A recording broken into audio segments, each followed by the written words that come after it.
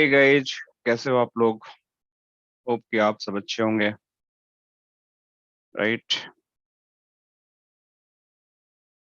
एक मिनट और वेट करते हैं, देन विल स्टार्ट। ठीक है, थोड़ा सा और वेट कर लेते हैं। एक people are joining, so they are messaging me कि थोड़ा सा 1-2 मिनट बाद लेट हो रहा है उनको ज्वाइन करने में। सो एक बार वो ज्वाइन कर लें तो फिर we can start. Okay, so आज का सेशन जैसे आप लोगों को पता है, we are going to start in core officially, that is day 0 in core. So हमारा जो है बेसिकली डे 0 इन कोर हम करने वाले हैं, CCNP इन कोर डे 0। सो सब कुछ ऑफिशियली हम स्टार्ट करेंगे। जो हमारा एज पर द करिकुलम हमारा सिस्को का है, तो NRC का बैच ऑलरेडी स्टार्ट हो चुका है। SD-WAN का बैच स्टार्ट हो चुका है, पेलो ऑल्टो का हो चुका है, CCNA का ऑलमोस्ट बैच चल रहा है बहुत दिनों से। सो नया batch we can start probably end of this month और probably next month, early of the next month. So बहुत सारी चीजें चल रही हैं। इतने जो इन कोर एक पेंडिंग था, सो आज हमारा ये स्टार्ट हो रहा है और हम इसका ऑफिशियली नेक्स्ट वीक से सब कुछ टाइमिंग क्लोज जूम पे सब सेशन इसको हम करेंगे। तो आज का सेशन इसलिए लाइव है क्योंकि बहुत लोगों को बेनिफिट मिल सके कि इन कोर में हम करते क्या, ऑलरेडी हम डिस्कस कर चुके हैं, बट फिर भी हम एटलीस्ट डे 0 पे क्या पढ़ाई करेंगे, कैसे हमारा कोर्स का मतलब ये अराउंड रहेगा, आगे बढ़ने का स्टेप बाय स्टेप हम क्या क्या कवर करने वाले हैं, तो वो सारी चीजें हम इसके अंदर डिस्कस करने वाले हैं। ठीक है, तो I think we are good to start. ठीक है, so again welcome you all in the Gwinnett technologies and I be your instructor for this all entire module. और ये पूरा हिंदी में होगा, ठीक है, क्योंकि हिंदी की डिमांड बहुत ज़्यादा है। सो आई थिंक कि हिंदी में ही करते हैं। ठीक है, और इसको पूरा इनकोर एक ऐसा मॉड्यूल है जो CCNP का बेस है। राइट, सो CCNP का बेस मैं बोलता हूँ, अगर कोई बंदा CCNA कर रखा है, कोई भी CCNA कर रखा है, तो अगर उसको CCNP में जाना है तो उसका जो फर्स्ट स्टेप होता है ना, वो CCNP इन कोर्स से ही स्टार्ट होता है। अगर आपको CCI भी करना है ना, तो सबसे पहले आपको जो सर्टिफिकेशन क्लियर करना होगा वो इन कोर करना होगा। अगर इन कोर आप नहीं करते हो तो आप CCI नहीं कर सकते हो। जो दो मॉड्यूल हैं, एक आपका enterprise infrastructure and CCI wireless, तो पहले तो आपको सर्टिफिकेशन करना ही पड़ेगा। मैं दिखा देता हूँ आप लोग। मैं जो बोलता हूँ आई बिलीव कि मैं उसको दिखाऊं भी आप लोग को। तो देखो आप लोग को दिखाता हूँ। सिस्को CCI, अगर मैं डालता हूँ इसको सिलेबस, देखो ये इस पे आप लोग को दिखेगा कि प्रीरिक्विजिट क्या है। सो आपको अगर CCI का भी आपके दिमाग में है कि मुझे CCI करना है, तो उसके लिए भी आपको CCNP करना ही पड़ेगा। तो एक मिनट, इसको CCI इंफ्रास्ट्रक्चर इसमें नहीं लिखा है, द फॉलोइंग टॉपिक, अच्छा टॉपिक के बारे में लिखा है। एक सेकेंड। हेलो, हेलो सौरभ, कुछ पूछना है? Hello sir. Hello, good evening कैसे? सर। गुड मैं इवनिंग, बस, कैसे हो? आप कैसे हो? बस all good, all good, all good. हाँ, तो हम बात कर रहे थे, जस्ट वी स्टार्टेड। ठीक है, तो हम बात कर रहे थे कि जब आपको CCNP भी करना है तो आपकी क्या प्रीरिक्विजिट है। तो उसके बारे में हम बात कर रहे थे। थोड़ा सा मैं आप लोगों को बता देता हूँ कि एक मिनट, कहीं तो लिखा हुआ है। तो हाँ देखो, earning for the CCI enterprise infrastructure certification. Right, आपको क्या करना पड़ेगा, ये इन कोर का एग्जाम क्लियर ही करना है। राइट, अगर आप CCNP इन कोर एग्जाम नहीं क्लियर करते हो तो आप CCI के लिए क्वालिफाई ही नहीं हो पाते हो। राइट, तो एनी हाउ आप NRC करो या ना करो, राइट, CCNP NRC आप ना करो, लेकिन अगर CCI करना है तो आपको, या आपको SD-WAN ना करो, आप डेटा सेंटर का मतलब CCNP DC ना करो, इसके लिए आप कुछ मत करो। लेकिन अगर CCI करना है तो you have do this particular CCI। ये जो मॉड्यूल जो हम करने वाले हैं, that is ENCOR infrastructures, that is CCNP ENCOR, that is implementing Cisco enterprise network core technology. इसको अगर आप करते हो तभी आप CCI के लिए एलिजिबल होते हो। वरना आप कोई भी सर्टिफिकेशन कर लो, अगर सीसीआई इंफ्रास्ट्रक्चर वायरलेस के लिए अगर आप देख रहे हो, 2 मॉड्यूल की बस बात कर रहा हूँ, बाकी का अलग अलग ट्रैक है, सबका अलग अलग प्री रिक्विजिट है। अगर आप सीसीआई इंटरप्राइज इंफ्रास्ट्रक्चर की बात कर रहे हो, आपका अगर एम है जाने का, या फिर आपको सीसीआई वायरलेस करना है, तो दोनों ही केस में आपको ये पर्टिकुलर सीसीएनपी इनकोर करना ही करना है। तो मैं यही रिकमेंड करता हूँ, सीसीएनपी इनकोर करना मस्ट है आज के डेट के इंजीनियर को। क्योंकि अगर आप सीसीएनए करते हो तो आपको एक बेसिक नॉलेज मिलता है, right, only basic knowledge. So basic knowledge की बात करो तो आप समझते हो राउटर कैसे काम करता है, स्विचिंग कैसे काम करता है, वायरलेस कैसे काम करता है, ऑटोमेशन का थोड़ा सा आइडिया आपको मिल जाता है, आईपी का आइडिया थोड़ा मिल जाता है, थोड़े बहुत राउटिंग प्रोटोकॉल के काम का चीजें मिल जाती है। सॉरी, बट अगर आप सीसीएनपी करते हो, तो सीसीएनपी में भी मल्टीपल फ्लेवर हो गया, इनकोर हो गया, एनआरसी हो गया, एसडी वैन हो गया, that is not CCNP, but similar है, सारे ट्रैक सिमिलर हैं। अलग अलग, मतलब एक तरह से सिस्को ने बहुत सा सर्टिफिकेशन निकाल दिया, उसके पीछे लॉजिक है कि उनको बहुत सारा भी हो गया पैसा जनरेट करने का, और लोगों को अलग अलग फील्ड में एक्सपर्टीज हो गया। तो ये सारी चीजें होती हैं। तो इनकोर, इफ यू आर डूइंग इनकोर, तो आपका ये सीसीआई के लिए एलिजिबल होते हो। जो सीसीआई का एग्जाम होता है 8 घंटे की होती है, हैंड्स-ऑन लाइव एग्जाम होती है, इसमें 5 घंटे का आपका लैब होता है, 3 घंटे का थ्योरी होता है, टोटल 8 घंटे का एग्जाम होता है जो आपको देना पड़ता है।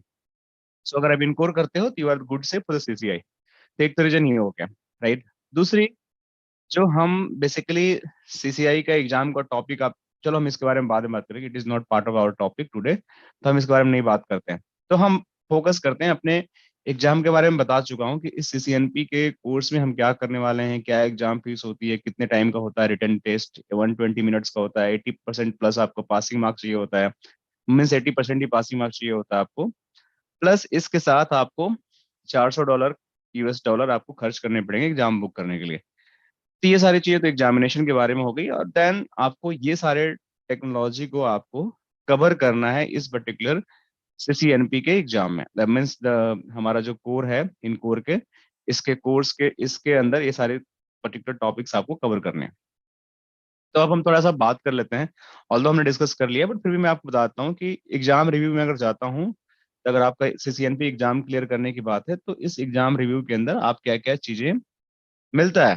देखो इसमें टोटल 6 सेक्शन मिलते हैं इसके अंदर, और ये 6 सेक्शन बहुत ही इंटरेस्टिंग है, और इट्स नॉट इजी कि आपको बहुत ही आसानी से चीजें डाइजेस्ट हो जाएंगी। कई जगह ऐसा होगा कि आपको थोड़ा सा आउट ऑफ द बॉक्स सोचना पड़ेगा, थोड़ा सा आउट ऑफ बॉक्स आपके ट्रेनर के साथ काम करना पड़ेगा, उसकी बताई हुई चीजों के साथ प्रैक्टिस करना पड़ेगा, तब जाके आपकी क्लैरिटी मिलेगी। जैसे मैं बोल रहा हूँ, जैसे इसमें ऑटोमेशन है, राइट। ऑटोमेशन के अंदर सीसीएनपी में बहुत सारी चीजें ऐसी हैं जो आप लोगों ने शायद कभी पढ़ा ही नहीं होगा।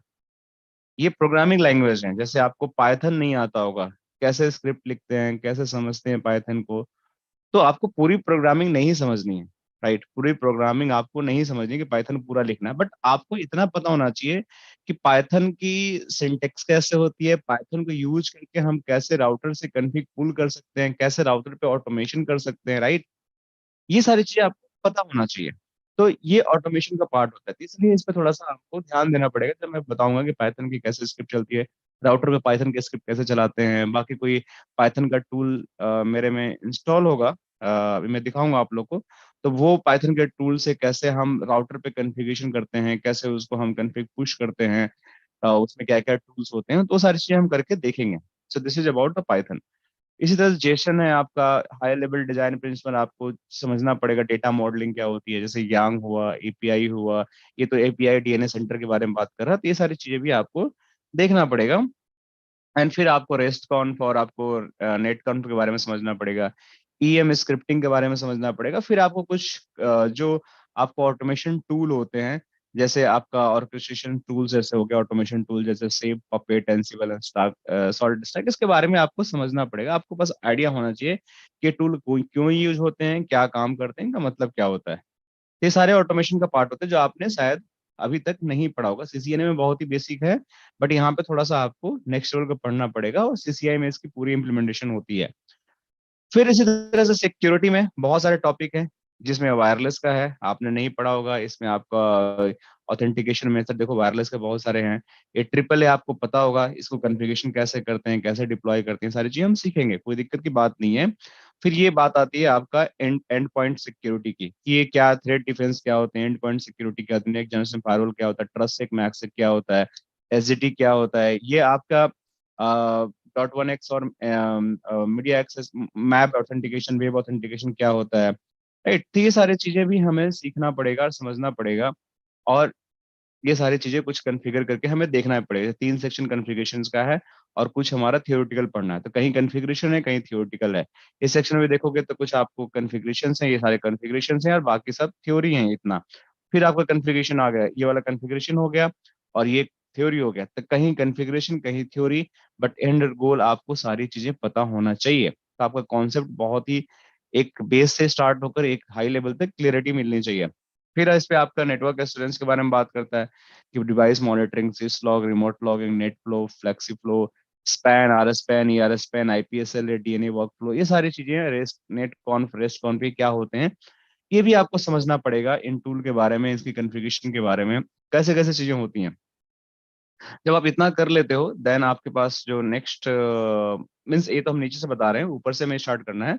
ये इंफ्रास्ट्रक्चर है। अब इसमें के अंदर आपको बहुत सारी चीजें पढ़नी है। जैसे आपको लेयर टू स्विचिंग पढ़नी है, जिसमें स्पैनिंग ट्री कैसे होती है, आरएसटीपी कैसे चलती है, एमएसटीपी कैसे चलती है। तो आपको डॉट वन ट्रंकिंग प्रोटोकॉल्स क्या होते हैं, आपका एलएसीपी क्या होता है, पीएचजीपी क्या होता है, इथर चैनल कैसे बनते हैं, कैसे ट्रबल शूटिंग करते हैं, तो ये सारी चीजें हम करेंगे। फिर इसमें देखो ये जीआरपी ओएसपीएफ को कंपेयर एंड ट्रबल शूट करना है। तो इसमें आपको ये जीआरपी बहुत डेप्थ में नहीं पढ़ना है, बीजीपी बहुत डेप्थ में नहीं पढ़ना है आपको। हाँ, हाई लेवल आपको पढ़ना है कि चलते कैसे हैं, बेसिक आपकी कॉन्फ़िगरेशन करनी है। जो डेप्थ है that is a part of NRC. तो इसमें आपको बेसिक बेसिक चीजें आपको कंपेयर करना है, उसके बारे में जानना है, छोटी छोटी कॉन्फ़िगरेशन करनी है, छोटी छोटी लैब करनी है, क्योंकि आपको पता होना चाहिए कि ओएसपी पीएचआरपी चलते कैसे। लेकिन इसका पूरा डेप्थ जो है एनआरसी का पार्ट है। तो एनआरसी में सारी चीजें हम कवर करते हैं, समराइजेशन, फिल्टरिंग, ये सब क्या होते हैं, इनका मतलब समझना आपको, ईबीजीपी का वेरिफिकेशन, सिर्फ ईबीजीपी का, तो आईबीजीपी का बात भी नहीं किया यहाँ पे, इनका क्या होता है, कैसे कॉन्फ़िगर होते हैं। फिर वायरलेस के बारे में आपको सीखना है। तो ये इसलिए छोटा छोटा टॉपिक इसमें दिया है सीखने के लिए, क्योंकि अगर ये पूरा करने जाएंगे तो ये तो एनआरसी हो जाएगा। तो इसलिए हर चीज को इसने टच किया है इनकोर में, हर चीज को, हर टॉपिक को टच किया है। और ये बोला है कि आप इनकोर सीखने के बाद आप आपको एक ऐसा प्लेटफॉर्म मिलता है जिसके थ्रू बेसिकली आप आगे की जो रास्ता है, आपकी की जर्नी है, जैसे आपको एनआरसी है, एसडी वैन है, एसडी एक्सेस है, सीसीआई है, वो आपका बेसिक फंडामेंटल जो सीसीएनए होता है, सीसीएनपी के बाद आप नेक्स्ट लेवल के लिए रेडी हो टेक ऑफ के लिए। तो इसलिए ये सारी चीजें आपको पता होना चाहिए, वायरलेस पता होना चाहिए, आईपी सर्विसेज में NAT, PAT, HSRP, VRRP, multicast भी आपको पता होना चाहिए कि पिम क्या होता है, जीएमपी क्या होता है, वी2 वी3 का वर्जन क्या होता है, ये सारी चीजें भी पता होना चाहिए। तो ये इंफ्रास्ट्रक्चर होगा, इसमें काफी टाइम लगेगा, तो इसका वेटेज 30% है। इसमें काफी टाइम हमें देना है, लेगेसी राउटिंग स्विचिंग है, इसकी काफी टाइम हमें देना है। फिर आपका वर्चुअलाइजेशन। अब वर्चुअलाइजेशन में आपको ये पता होना चाहिए हाइपरवाइजर्स क्या होते हैं, वर्चुअल मशीन क्या होती है, वर्चुअल स्विचिंग क्या होती है। ये क्लाउड का मोर और लेस आपको फंडा है जो वर्चुअलाइजेशन में हम यूज करते हैं। जब आपको वर्चुअलाइजेशन का कॉन्सेप्ट क्लियर रहेगा तो आप कोरिलेट कर सकते हैं कि क्लाउड में चीजें कैसे चलती हैं, वर्चुअल मशीन कैसे बनती है, वर्चुअल स्विच क्या होता है, वर्चुअल राउटर कैसे होते हैं, कैसे कनेक्टेड होते हैं एक डिवाइस के अंदर, एक सर्वर के अंदर, डिफरेंट डिफरेंट डिवाइस कैसे काम करते हैं।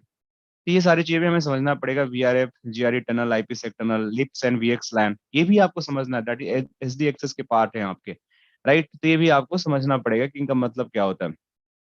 फिर फाइनली यहाँ से हम जहाँ से स्टार्ट करेंगे, श्री गणेश करने वाले हैं, दैट इज आर्किटेक्चर, जो हमारा मेन है समझना। ये पूरा थियोरेटिकल है, देखो आप इसमें कुछ भी आपको कन्फिगरेशन नहीं करना, आर्किटेक्चर में पूरा थियोरेटिकल है कि आपको एक चीज समझना है कॉन्सेप्ट वाइज, कि जो हमारा नेटवर्क है, जैसे हमारे सीसीएन में भी आर्किटेक्चर का एक हमारा मॉड्यूल है, उसमें पूरी थ्योरी की हम बात करते हैं। इसी तरीके से इसमें पूरा आर्किटेक्चर का मॉड्यूल है जिसके बारे में हम पूरा थियोरेटिकल चीजें बात करेंगे, कि बॉस हमारा नेटवर्क का डिजाइन कैसा होना चाहिए, हमारा टीयर 2 टीयर 3 आर्किटेक्चर कैसा होता है, फैब्रिक कैपेसिटी क्या होती है, प्लानिंग क्या होती है, high level techniques such as redundancy, HSRP. तो जब यहाँ पे हम जब बात करेंगे एचएसआरपी, वीआरआरपी की, एसएसओ की, तब इसकी कॉन्फ़िगरेशन भी कर लेंगे साथ का साथ। हम क्यों इस चैप्टर का वेट करेंगे कि हम यहाँ आएंगे तभी करेंगे, राइट।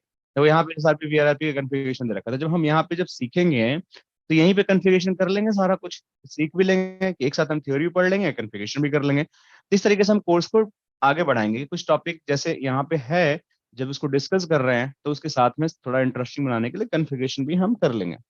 फिर डब्ल्यू लैन डिजाइन में क्या होता है, centralize management, distributed, controller risk, controller base, cloud, remote branch, location services क्या होती है, राइट, आपका on premises and cloud infrastructure का डिफरेंसेस क्या होते हैं, इस टाइप की भी आपको कॉन्सेप्ट को दिमाग में रखना पड़ेगा। देन फाइनली एसडी वैन के बारे में हमें सीखना है। देखो पूरी कॉन्सेप्ट एसडी वैन के बारे में सीखनी है, लैब नहीं करनी है, बट आपको basic principle, working principle of the SD वैन, basic principle of the SD access, ये आपको समझना पड़ेगा, क्यूएस आपको समझना पड़ेगा, और फाइनली आपको प्रोसेस सेफ में आपको डिफरेंसेस समझना पड़ेगा, and MAC address and CAM table जो होते हैं हरीफ फीड में भी डिफरेंसेस समझना पड़ेगा। इस तरीके से आपका थियोरेटिकल चीजें स्टार्ट होगी, इसमें प्रैक्टिकल होगी, और फिर फाइनली हम ऑटोमेशन करेंगे, सिक्योरिटी करेंगे, एश्योरेंस के बारे में बात करेंगे। इस तरीके से हमारी जर्नी जाएगी, जो इसमें बहुत टाइम लगेगा, इतना इजी नहीं होगा। We just have to invest lot of hour, around 60 hours इस पे हम इन्वेस्ट करेंगे, तब जाके पूरा हमारा मॉड्यूल कवर होगा।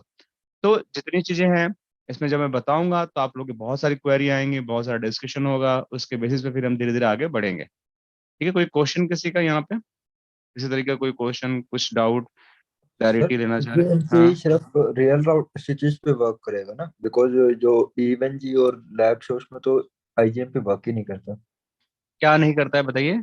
IGMP snooping. आईजीएमपी स्नूपिंग आप जो बात यस, कर रहे हो? Yes, yes. हाँ, तो आईजीएमपी स्नूपिंग का जो आपका ये पर्टिकुलर, ये जो आपका ये जो अ, जिसके बारे में हम अभी पढ़ रहे हैं ये मॉड्यूल, तो देखो इसमें मल्टीकास्ट जो है ना, आपको लैब करना ही नहीं है इस पर्टिकुलर मॉड्यूल में। तो इसमें लैब आपको करना ही नहीं है। इसके अंदर आपको जो करना है वो करना है, कहाँ गया इंफ्रास्ट्रक्चर, इसमें सिर्फ इंफ्रास्ट्रक्चर। आपको इसके थ्योरी समझना है, राइट। तो इसके बहुत सारे, ऐसा नहीं है कि हम नहीं कर सकते, तो हमारे पास जो राउटर स्विचेस है रियल इमेजेस हैं, एक्चुअल रियल इमेजेस हैं, इस पर सारी चीजें मेरे पास जो राउटर है ना स्विचेस, ये आपके V IOS router V switches हैं, सर राइट। नहीं है तो इसमें भी। एक्चुअल, इसमें भी नहीं है। हाँ, नहीं है इसमें भी। तो कौन सा चलो। आईजीएमपी स्नूपिंग स्नूपिंग का बता रहे हो सिर्फ आप? हाँ, हाँ जी, आईजीएमपी स्नूपिंग मैं बात कर रहा हूँ सर। एक्चुअली अच्छा। मेरे को अभी हम्म। जो जॉब चेंज करनी है, मेरी दूसरी जो इंडस्ट्रीज रहेगी वो आर भारत या आज तक रहेगी। तो कौन सी रहेगी, आज तक या? आर भारत। अच्छा, आर भारत, रिपब्लिक भारत और आज तक, ओके, रिपब्लिक। तो उसमें तो मल्टीकास्ट, हाँ, हाँ, उसमें ये ज्यादा यूज होते हैं। मल्टीकास्ट। हाँ, मल्टीकास्ट ज्यादा यूज होते हैं। हाँ, अच्छा ठीक है। तो एक्चुअली क्या है कि मल्टीकास्ट का जो आप आईजीएमपी स्नूपिंग जो बता रहे हो स्विचेस पे कॉन्फ़िगर करते हैं, हम्म। लेकिन मेरे को मतलब जो मैंने टेस्टिंग कर रखी है, दैट इज पॉसिबल, क्योंकि मेरे पास एक सीसीआई की लैब भी है, उसमें भी आईजीएमपी स्नूपिंग की कॉन्सेप्ट्स हैं, चलाए हैं। तो जिस पे जो एक्चुअल मुझे वर्जन देखना पड़ेगा उस पे क्या है, ठीक है, कौन सा है। लेकिन जहां तक मेरा अंडरस्टैंडिंग है कि स्विचेज पे भी या राउटर के इंटरफेस पे चल जाता है वो, ठीक है, अगर हम मैंने करना चाहें स्विचेस तो। पे चलाया है सर, राउटर पर नहीं चलाया मैंने। कौन सा मॉडल पे चलाया आपने स्विच पे? मेरा स्विच का ईव में वर्जन है 15.9। इसमें दो तीन तरह का है स्विच में। एक देखो मैं आपको बताता हूँ, स्विच में एक आईओएस है, ठीक है। इस आईओएल वाला नहीं सर, जो जो नॉर्मल वाला दूसरा वाला है ना। एक आईओएस है, देखो वी आईओएस आई भी है। वी आई ओ एस वाला। भी इस पे चलाया आपने? इस पे चलाया है। इसमें जो है ये आपका ये वर्जन है, एडवांस सर्विसेज, इंटरप्राइज सर्विसेज है इस यस, पे। यही है यस, आपके पास 100%? यस, मेरे चलो पास भी है। इसको एक मैं चेक कर लूंगा कौन सा वर्जन पे चलाया था, ठीक है, क्योंकि सीसीआई एक लैब में टास्क है, तो जब हम करते हैं तो उसमें उसको करते हैं, एक बार मैं देख लूंगा, क्योंकि वो लैब थोड़ा अलग प्लेटफॉर्म पे बिल्ड हुई है, नॉर्मल ईबीएनजी पे नहीं है, तो उसमें बहुत सारी रियल चीजें चल जाती हैं। तो मैं एक बार चेक कर लूंगा, बट ठीक है, तो ऐसा कोई दिक्कत नहीं है, बहुत सारी चीजें इनकी हो जाती हैं। कॉन्फ़िगरेशन भी मिल सकती है सर हमारे को आईजीएमपी की। हाँ हाँ, आईजीएमपी की कॉन्फ़िगरेशन मिल सकती है, बट आईजीएमपी जो मल्टीकास्ट, जो मोर एंड जो इसकी प्रैक्टिस करनी है आईजीएमपी की, जी। इसके ट्रबल शूटिंग, ये एनआरसी का पार्ट है, ठीक है, नॉट इन कोर का। तो इन कोर में तो हम इसकी ट्रबल शूटिंग और लैब नहीं बनाएंगे, लेकिन एनआरसी करेंगे तो उसमें जरूर बनाएंगे हम, ठीक है, क्योंकि उसमें करना ही करना हमें। तो ओके, ओके। हाँ, तो अभी इस पे हम बात कर रहे हैं, तो इसके अंदर हमारा देखो, इसके अंदर सिर्फ हमें इसके कॉन्सेप्ट को समझना है, इसके फीचर को समझना है, चलता है कैसे है, आईजीएमपी स्नूपिंग होती क्या है, इस पे काम कैसे चलते हैं, सारी चीजें समझना हमें। तो अभी हमें इसी फोकस करते हैं, देन विल डिस्कस लेटर, कि जो हम एनआरसी के बैच में बात करेंगे तो उस पर हम ट्रबल शूटिंग के बारे में बात करेंगे, क्यों कॉन्फ़िगरेशन कैसे और क्यों नहीं चल रहा है, तो हम उसमें उसको देखेंगे, और मैं भी चेक भी कर लूंगा, कोई दिक्कत की बात नहीं है। Okay sir. ऑलराइट, तो अभी जो हमारी बात हो रही थी, तो हम स्टार्ट करते हैं, राइट। तो हम आज हमारा डे जीरो है जहाँ पे हम स्टार्ट कर रहे हैं सारी चीजें। तो हम इंफ्रास्ट्रक्चर से स्टार्ट करेंगे कि भाई हमारे नेटवर्क की डिजाइन कैसी होती है, राइट। हम यहाँ से अपनी स्टडी को स्टार्ट करते हैं कि जो भी हमारा नेटवर्क होता है उसकी डिजाइन कैसी होती है, इसके अंदर क्या क्या हमें पैरामीटर पे बेसिकली ध्यान रखना पड़ता है, और कैसे कैसे इसकी डिजाइन के कॉन्सेप्ट पर हमें समझना पड़ता है। तो आप अगर देखोगे तो इसमें बोलता है, पहला जो इसका मॉड्यूल है, कि आपको एक्सप्लेन करना है the design, the different design principal use in the enterprise network. तो सबसे पहले तो आपको ये समझना पड़ेगा कि आपके इंटरप्राइज नेटवर्क होते क्या हैं, राइट। ये नेटवर्क कितने टाइप के होते हैं, इंटरप्राइज का मतलब क्या होता है। तो कई लोगों को ये नहीं पता होता कि भाई इंटरप्राइज नेटवर्क होता क्या है। तो मैं थोड़ा सा आप लोगों को ब्रीफ करता हूँ कि इंटरप्राइज नेटवर्क क्या होता है, फिर हम आगे इसके डिजाइन के प्रिंसिपल के बारे में समझने की कोशिश करेंगे। तो देखो, दो तरह के नेटवर्क होते हैं। एक आपका होता है आईएसपी नेटवर्क, राइट। एक होता है आईएसपी नेटवर्क, एक होता है जिसको हम बोलते हैं एंटरप्राइज नेटवर्क। इन दोनों में ना बड़ा डिफरेंट है, ये ना नॉर्मल चीजें नहीं होती, ये दोनों सेम नहीं होता है, ठीक है। तो जब हम आईएसपी नेटवर्क की बात करते हैं तो उसका मतलब ये होता है कि एक मेरा इंटरनेट का क्लाउड हो सकता है, या एक मेरा एमपीएलएस का क्लाउड हो सकता है, राइट। अब ऐसा तो है नहीं कि दुनिया में सिर्फ एक ही हमारा इंटरनेट प्रोवाइडर आईएसपी है। इंटरनेट आपको एयरटेल भी देता है, इंडिया में आप हो तो आपको वोडाफोन भी देता है, रिलायंस भी देता है जिसको जियो बोलते हैं, प्लस आपको आइडिया भी देता है। बहुत सारे हैं जो कंपनी आपको इंटरनेट प्रोवाइड करती हैं। इसी तरीके से आपका जो एमपीएलएस है, वैसे भी बहुत सारे प्रोवाइडर हैं, एयरटेल भी, वोडाफोन, आइडिया, रिलायंस, सब एमपीएलएस सर्किट भी देते हैं, जिसको हम लीज लाइन बोलते हैं, राइट। तो ये दोनों तरह के सर्किटेड जो हैं, जो मार्केट में अवेलेबल है, आप किसी भी आईएसपी से ले सकते हो, कोई दिक्कत की बात नहीं है। बट द क्वेश्चन इज कि इसको हम सर्विस प्रोवाइडर क्यों बोलते हैं, राइट। इसको हम आईएसपी नेटवर्क क्यों बोलते हैं, राइट। इसको हम सर्विस प्रोवाइडर बोलते हैं। इसके मेन रीजन ये होता है ना, कि ये आपके जो वैन होते हैं, वैन सर्विसेज प्रोवाइड करती हैं। वैन सर्विसेज बोले मतलब कि जैसे आपकी दो ऑफिस है, राइट। एक ऑफिस आपका ये हो गया, ये हो सकता है कि आपकी ऑफिस यूएस में लोकेटेड हो, राइट। और एक ऑफिस आपका इंडिया में लोकेटेड हो। ये दूसरा आपका इंडिया में ऑफिस हो गया, ये दूसरा ऑफिस हो गया। ये ऑफिस आपका बी हो गया, ये ऑफिस आपका ए हो गया। अब इनके बीच का जो डिस्टेंस है, वो I think many thousand kilometre हो सकता है, XYZ किलोमीटर हो सकता है, मुझे एग्जैक्टली पता नहीं है कितना होगा। अब ये बताओ कि इन दोनों के बीच में जब कम्युनिकेशन कराना है तो ये कैसे होगा। अगर मैं चाहता हूँ कि यहाँ से इंटरनेट, यहाँ पे कोई सर्वर रखा हुआ है उसको एक्सेस कर सकूँ ओवर द इंटरनेट या ओवर द एमपीएलएस सर्किट, तो ये कैसे कराएगा। तो हो सकता है कि इंडिया तक आपके सर्विसेज कैरी करने के लिए आपका जो आईएसपी हो, वो एयरटेल हो, राइट, वो इंडिया की बाउंड्री तक ले जाए, राइट। फिर आपके समुद्र स्टार्ट हो सकते हैं, यहाँ पे मान के चलो सी स्टार्ट हो गया, ये सब सी एरिया है। तो यहाँ पे आईएसपी कोई अलग हो जो सी केबल के थ्रू आपकी सर्विसेज कनेक्ट कर रहा है, बट ये दोनों आपस में कनेक्टेड हैं कहीं ना कहीं से। तो एयरटेल आईएसपी जो है आपके सी आईएसपी से कनेक्ट हो गया, जो समुद्र में केबल कैरी करते हैं। फिर हो सकता है बीच में आपका कोई कंट्री पड़ जाए, कोई भी कंट्री पड़ जाए जहाँ पे लैंड हो, वहाँ पे कोई एबीसी आईएसपी है, राइट। फिर उससे आपकी कनेक्टिविटी होना चाहिए। फिर फाइनली आप पहुंचते हो, सॉरी, हम यूएस में थे तो हो सकता है यूएस में हमारा जो आईएसपी है, एयरटेल तो होगा नहीं, यहाँ पे मान के चलो कि एटीएनटी है, एटीएनटी है। फाइनली आप इंडिया की लैंड पे पहुंचते हो तो यहाँ पे आपको फिर से एयरटेल मिल जाएगा, और यहाँ पे आपको फाइनली ऑफिस के राउटर पे कनेक्टिविटी दे देगा, और एक राउटर यहाँ पे कनेक्टिविटी दे देगा। तो ये जो बीच का जो नेटवर्क है ना, जो आपको वैन सर्विसेज, मतलब एक दो ऐसे रिमोट लोकेशंस हैं, एक दो ऐसी लॉन्ग डिस्टेंस साइट्स हैं, उसको कनेक्ट करने के लिए जो मेरा नेटवर्क यूज होता है, उसको हम बोलते हैं आईएसपी, राइट। ISP network. इसमें मेनली जो काम होता है वो राउटिंग का होता है।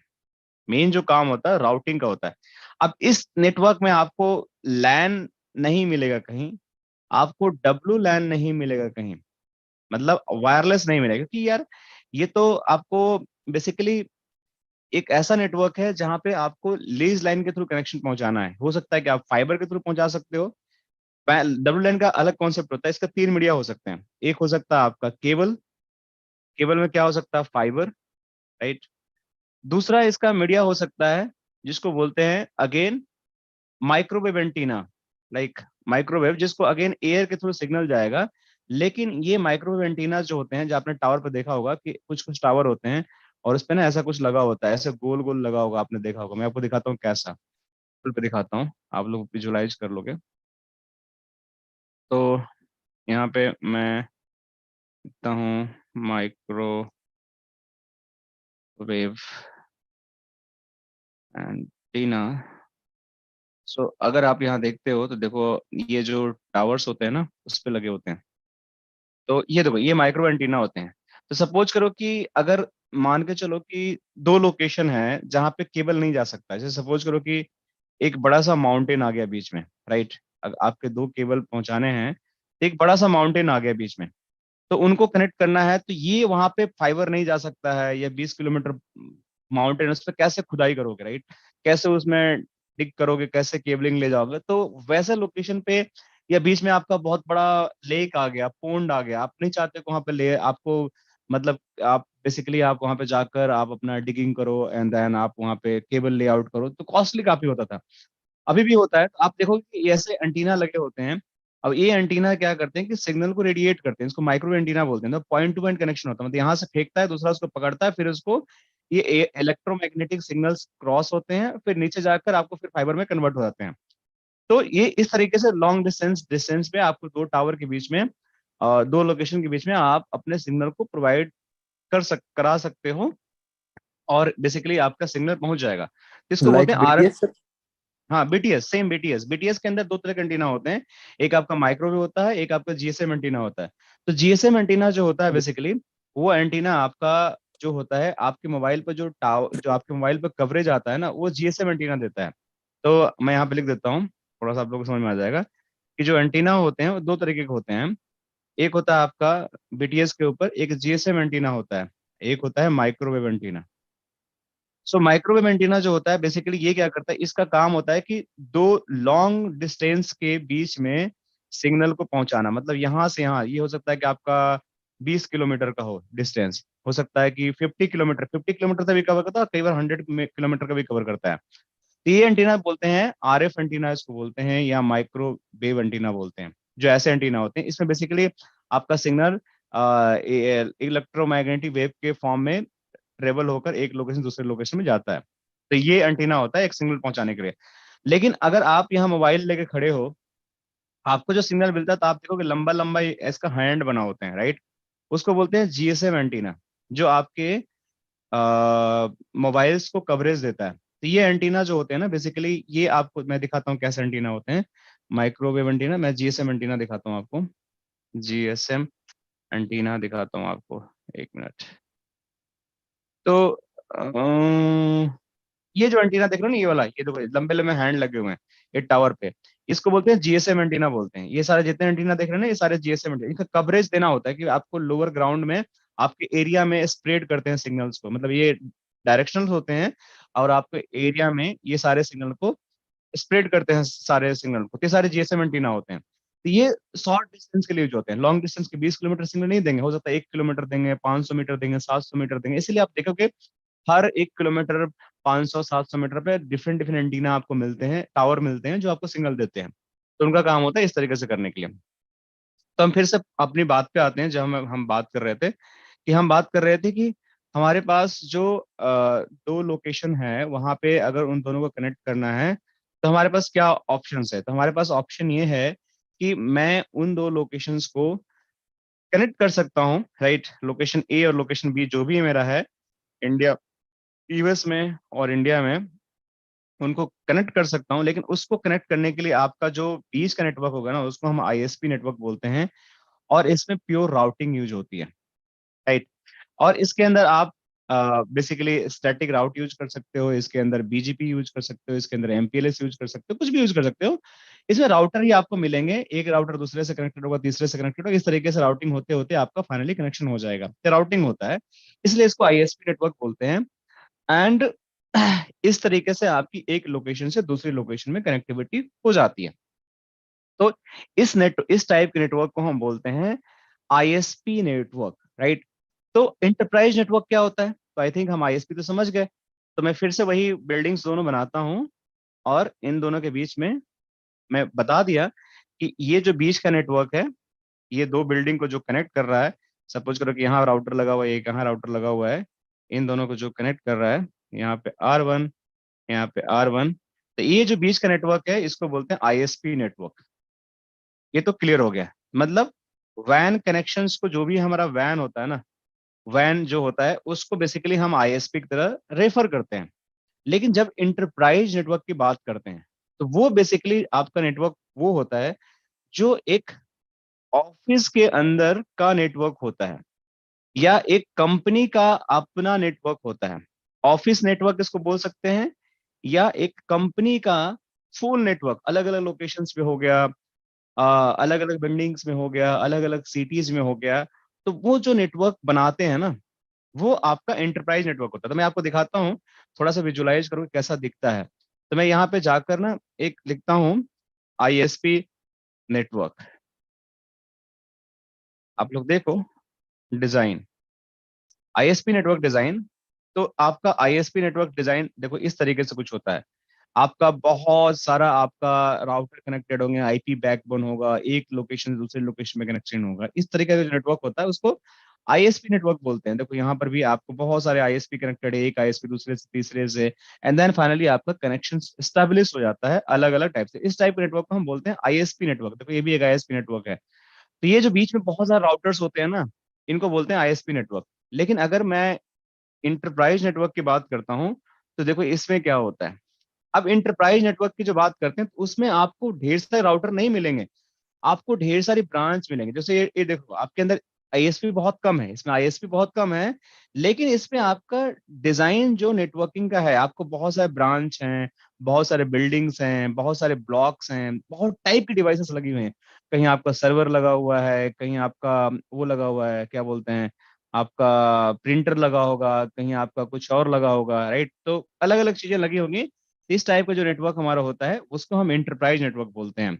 फिर मैं आपको दूसरा कोई डायग्राम दिखाता हूँ, ये भी एक इंटरप्राइज नेटवर्क है। देखो इसमें राउटर बहुत कम है।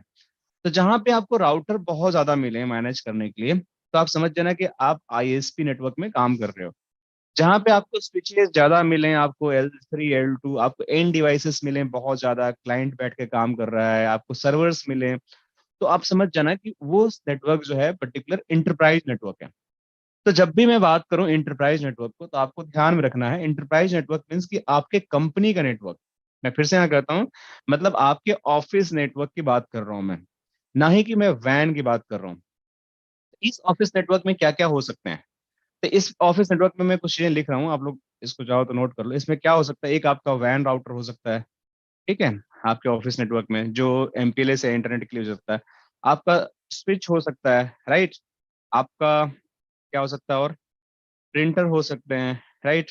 चौथा आपके लैपटॉप और पीसी हो सकते हैं, राइट। ये सारे पार्ट हो सकते हैं। पांचवा आपका सर्वर्स हो सकता है, राइट। आपका छठा डब्ल्यूएलसी हो सकता है, राइट।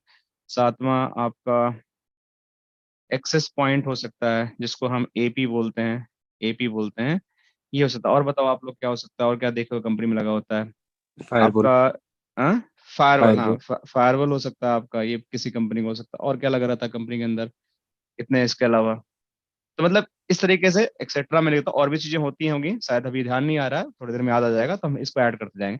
तो इस टाइप का आप देखोगे कि अपने कंपनी के अंदर कुछ नेटवर्क्स लगे रहते हैं। तो जो ये नेटवर्क होता है ना, ये सारे चीजें आपको मैं दिखा रहा हूँ, ये इस कंपनी के अंदर सारा डिजाइन होता है। स्विच कंपनी के अंदर लगा होता है, लैन कनेक्टिविटी के प्रिंटर अंदर लगा होता है, लैपटॉप पीसी अंदर लगे होते हैं, इस पे काम करते हो।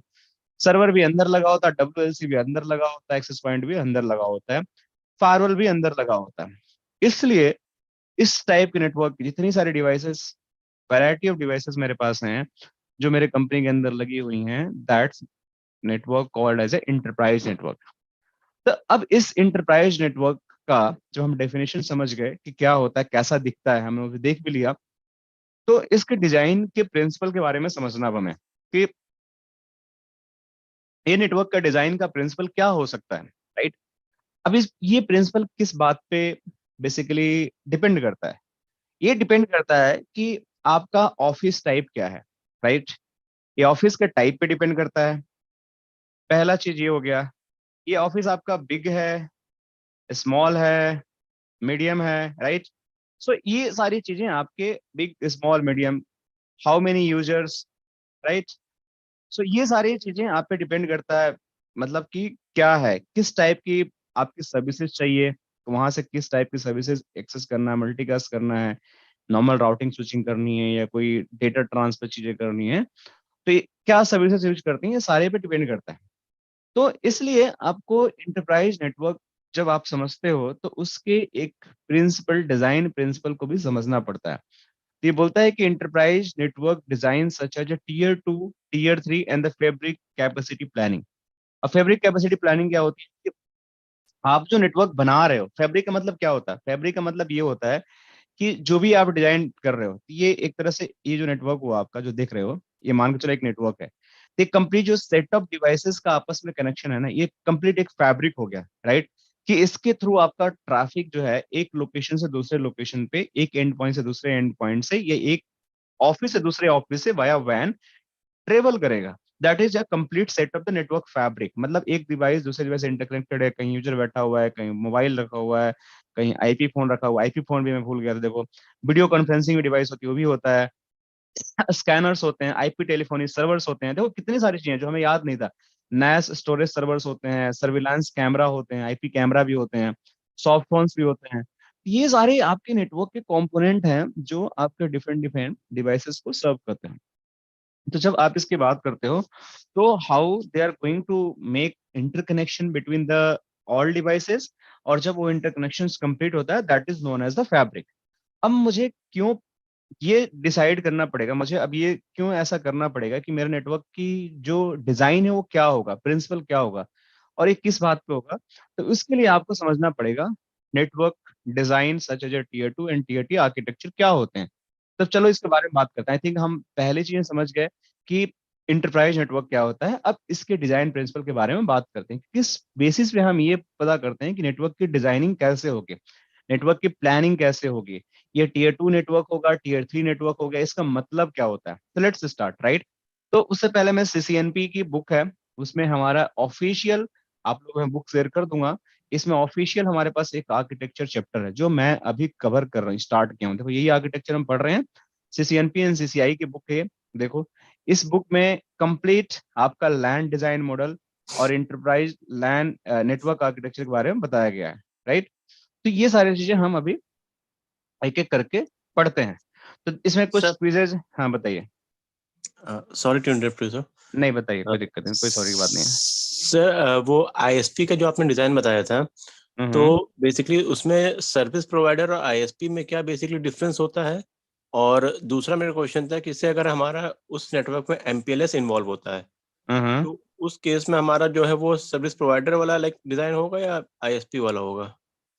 अब मैं आपको एक चीज बताता हूँ, अगर मैं बोलता हूँ आईएसपी, राइट, जी। Equal to SP, both are same. ये क्लियर हो गया, मतलब ISP and service provider both are same. Clear. Okay. So मैं आईएसपी बोलता हूँ, सर्विस प्रोवाइडर बोलता हूँ, दोनों सेम है, इसमें कोई अंतर नहीं है। आप नोट कर लो ओके। इसको, ठीक है, ठीक दोनों है। सेम है। आईएसपी, अब आप बोल रहे हो कि अगर एमपीएलएस भी लेते हो, आईएसपी सर्विस प्रोवाइडर आपका एमपीएलएस कनेक्शन दे सकते हैं, या जी। आपका इंटरनेट दे सकते हैं, राइट। तो ये राइट। दो टाइप कनेक्शन दे सकते हैं, तो आपको देखना पड़ेगा कि आपका जो कनेक्शन है दैट इज एमपीएलएस है या आपका इंटरनेट है। लेकिन ISP and SP both are same, service provider, internet service provider. देखो एक का होता है full form service provider, correct. और एक के आगे आप लगा दो सिर्फ इंटरनेट सर्विस प्रोवाइडर, ठीक है, क्लियर। ओके। तो ये ओके। आप लिख नोट कर लो, ये दोनों सेम होते हैं, इसमें कंफ्यूज होने की जरूरत नहीं है। ठीक है? ओके। और सर एक मेरा लास्ट क्वेश्चन और था हाँ, कि बताइए। अगर इन केस जो है अगर हमारा फ्यूचर ग्रोथ और जॉब पर्सपेक्टिव से अगर देखें अगर तो हमारा एंटरप्राइज नेटवर्क में काम करना ज्यादा बेनिफिशियल होता है या जैसे ये जो सर्विस प्रोवाइडर या टेलीकम्युनिकेशन कंपनीज होती है उसमें? बहुत ही अच्छा आपने सवाल पूछा है। बहुत ही अच्छा सवाल पूछा है। I really appreciate. अमित नाम है ना आपका? जी हाँ, तो ये इनका जो क्वेश्चन है बहुत ही वैलिड है। कई लोगों को पता ही नहीं होता है कि हमें करना क्या है। तो देखो जी, बताते हैं। अब मैं आप लोग से एक क्वेश्चन पूछता हूँ कि आप लोग को सर्विस प्रोवाइडर का नाम तो पता चला, सर्विस प्रोवाइडर का मतलब तो पता चल गया ना अभी तक? तो जी सर्विस प्रोवाइडर का मतलब तो पता चल गया।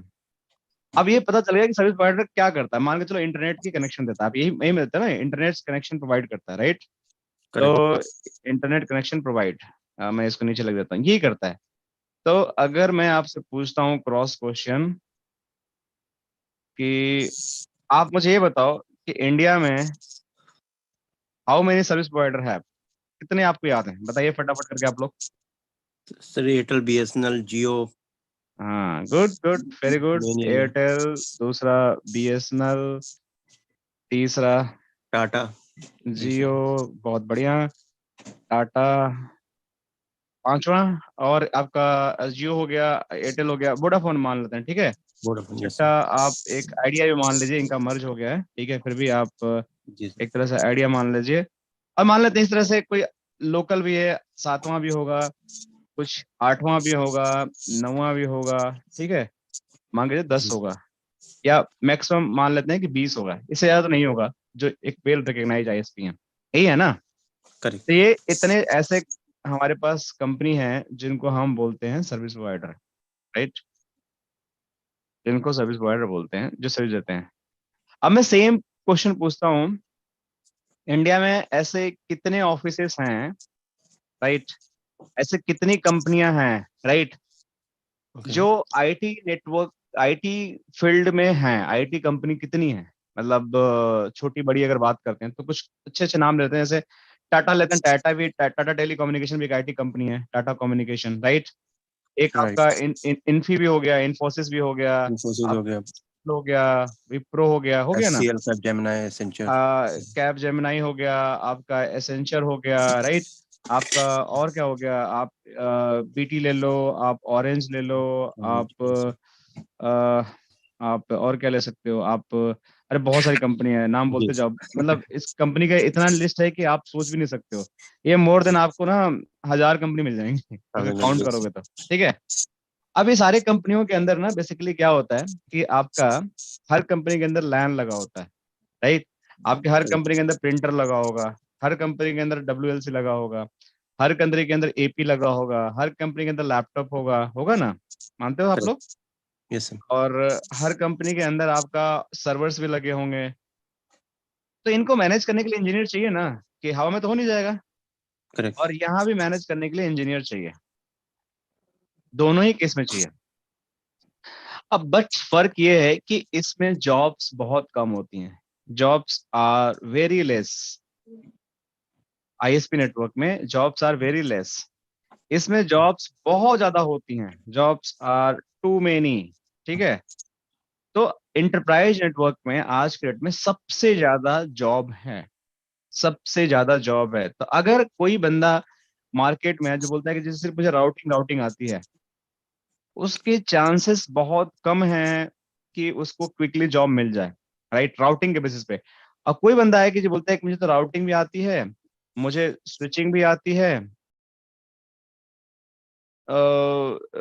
स्विचिंग भी आती है, और मुझे थोड़ा बहुत वायरलेस भी आता है, और थोड़ा बहुत मुझे फायरवॉल भी आता है। इस बंदे को हाथों हाथ जॉब मिल जाएगा और मुंह मांगा पैसा भी मिलेगा इसको। तो ये कंडीशन आज के इंटरप्राइज में ये सारी चीजें आपको मैनेज करना पड़ता है। बट राउटिंग में आप, ठीक है, आपको जॉब ऐसा नहीं है कि नहीं मिलेगा, आपको जॉब भी मिलेगा और हाई पेड जॉब भी मिलेगा। ऐसा नहीं कि आपको लो में, हाई पेड जॉब भी मिलेगा आपको। कम ओपनिंग है, पैसे ज्यादा मिलेंगे, लेकिन राउटिंग का आपको, राउटिंग का मतलब, कहने का मतलब कि कंप्लीट राउटिंग आपको आना चाहिए। आपको ऐसा नहीं कि हवा हवाई में थोड़ी चीज आना चाहिए। मतलब राउटिंग का मतलब कि आपको कनेक्टेड राउट से लेकर, कनेक्टेड से, स्टैटिक से, रिप से, ठीक है, OSPF से, IS IS से, आपका BGP से और MPLS से, राइट, मल्टीकास्ट से, ये सब आना चाहिए। सर्विस प्रोवाइडर का एक सर्टिफिकेशन भी होता है, SP कोर जिसको बोलते हैं, उसमें सिर्फ राउटिंग की बात होती है, ISP नेटवर्क की बात होती है, मल्टीकास्ट की बात होती है, सारी चीजें। तो राउटिंग मींस एडवांस लेवल का, मतलब आप सबसे अलग हो। आप ये बोलो कि मेरे को सिर्फ राउटिंग आती है, बेसिक बेसिक जी, मैं स्टैटिक, रिप, OSPF जानता हूँ, थोड़ा बहुत BGP जानता हूँ, तो मैं ISP इंजीनियर बन जाऊँ, बन सकते हो, L1 L2 बन सकते हो, लेकिन आपको बहुत अच्छा पैसा लेना है, तो आपको एक एक्सपर्ट बनना पड़ेगा राउटिंग का, तभी आप सर्विस प्रोवाइडर में सरवाइव कर सकते हो, क्योंकि सर्विस प्रोवाइडर का नेटवर्क बहुत ही कॉम्प्लेक्स होता है, और उसमें इश्यू आने के बाद ना तोते खुल जाते हैं लोगों के ट्रबल शूट करने में, क्योंकि मैंने किया हुआ सर है बीजेपी इसमें। एमपीएलएस सबसे हाँ हाँ बताइए। और साथ में अभी सबसे SD-WAN ज्यादा भी आपको आना बीजेपी और चाहिए। एमपीएलएस यूज होता है। हाँ हाँ, सबसे BGP ज्यादा MPLS, हाँ BGP सबसे ज्यादा MPLS, सबसे BGP ज्यादा एम यूज होता है सर, सबसे हाँ ज्यादा। सबसे सबसे ज्यादा यूज होता है, BGP MPLS सबसे ज्यादा यूज होता है, ठीक है। हाँ, तो मैं भारतीय एयरटेल में हूँ सर। अच्छा, भारतीय एयरटेल में ही हो। तो मेरे को पता है। हाँ, हाँ, तो आपको पता है, तो अच्छी बात मेरे है। को पता है। हाँ, तो गुड, चलो। मेरे को अच्छी क्लास लगती है सीनियर के साथ। हाँ, और लगेगा, क्योंकि उसमें चीजें हैं तो लगेगी ही उसमें तो। अब हम बात करते हैं कि हमारा जो हायरार्किकल लैन डिजाइन मॉडल जो होता है, अब इसमें ये Tier 2 Tier 3 नेटवर्क आर्किटेक्चर समझने से पहले आपको समझना पड़ेगा कि हमारे नेटवर्क में स्विचेज होते हैं, राइट, या लेयर्स होती हैं। तो वो लेयर्स क्या होती हैं, तो इसमें देखो 3 लेयर्स के बारे में बात कर रहा है, कि आपके जो जो इंटरप्राइज नेटवर्क होता है, उसके अंदर कुछ आपके एक्सेस लेयर्स होते हैं, कोई डिस्ट्रीब्यूशन लेयर होते हैं, कोई कोर लेयर होते हैं। तो पहले इसको समझते हैं कि लेयर होते क्या हैं। मैं थोड़ा सा नीचे आता हूँ, कुछ डायग्रामिकल रिप्रेजेंटेशन समझाता हूँ आप लोगों को। अब देखो, ये एक डिजाइन है जो मेरे PPT में भी है, तो मैं चाहता हूँ मैं PPT से आप लोगों को कम शो करूँ, मैं बुक से, क्योंकि बुक से सारा कुछ लिया हुआ है, जो PPT बनी हुई है बुक से ही बनी हुई है सारी कुछ, ठीक है। तो आ, मैं एक बार म्यूट कर देता हूँ आप लोग को, क्योंकि कुछ बैकग्राउंड नॉइज आ रहा है, ठीक है, अब सही हो गया, ठीक है। तो मैं बात कर रहा था कि जो हमारा नेटवर्क होता है बेसिकली, उसमें हमारे 3 लेयर्स होते हैं। अब ये 3 लेयर्स की जब बात करो ना, तो ये 3 लेयर, ये जो है, इसमें कुछ आपके मल्टी लेयर स्विच हैं, राउटर राउटर की बात नहीं कर रहा हूँ, कुछ आपको सिंगल लेयर 2 स्विच हैं। तो मैं यहाँ पे लिख रहा हूँ कि आपका कुछ मल्टी लेयर स्विच है, मल्टी लेयर स्विच, और कुछ आपका एक्सेस लेयर स्विच है, जिसको हम डिप्लॉय करते हैं इन तीनों डिजाइन के पर्सपेक्टिव में, तीनों मतलब लेयर के पर्सपेक्टिव में। तो आपको ये समझना है कि अगर मैं कोर नेटवर्क की बात कर रहा हूँ, तो वहां पे कौन सा स्विच जाएगा।